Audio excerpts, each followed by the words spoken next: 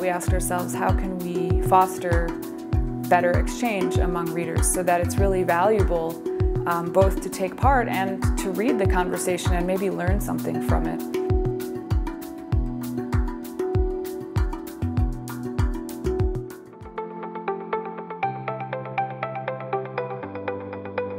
Several years ago, we at SwissInfo were thinking about the comments that appear on our website underneath stories. At that time, readers could simply write a comment under any story, start a conversation. But what we often found was that the comments, the content, was sometimes really actually quite unrelated to the story. It was clear that people weren't really there in the spirit of conversation and exchange. What we landed on was this so-called debate format, which is visible on our homepage with a blue background with a picture of a journalist, and the journalist is really the host of the debate. It's the person who is launching it with a question. The question encourages readers to think about how their own experience shapes how they view this particular topic.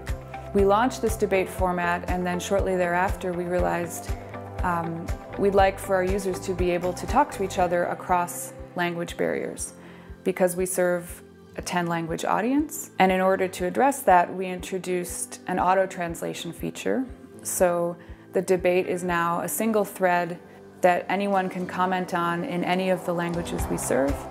And the comments are automatically translated so that readers of any of those languages can read them all and respond in the language they feel comfortable in.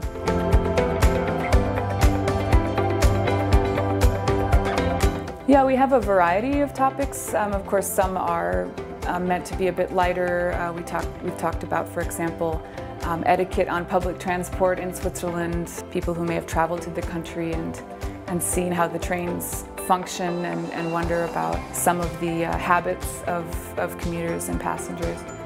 But of course there are heavier topics or more in-depth topics such as the neutrality issue, where it requires some maybe deeper reflection or some experiential examples from the people participating.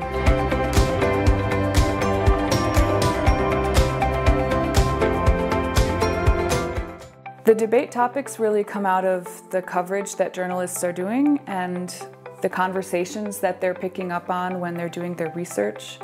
So they might have seen on an exchange on social media that readers are wondering about something or really passionate about a particular topic, and the journalist might take that up. And often, like I said, it comes out of a story that a journalist is working on where they realize there really is a central question at the heart of the story that people have different perspectives on, and why not highlight that in the form of a debate. And finally, there's also the option to have some of these questions or some of these inputs answered by perhaps an expert in the field.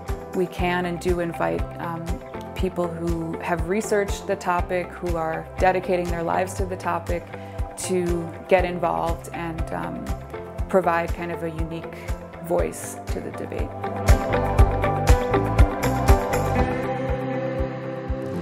We also have a format for interacting with our readers where we ask them what they have questions about. Rather than posing the question ourselves, we ask, what would you like to know about a particular topic? And then our readers can input that information into a field, and it goes directly to our journalists, this feedback. The journalists go through the questions and they use them as input for a future story.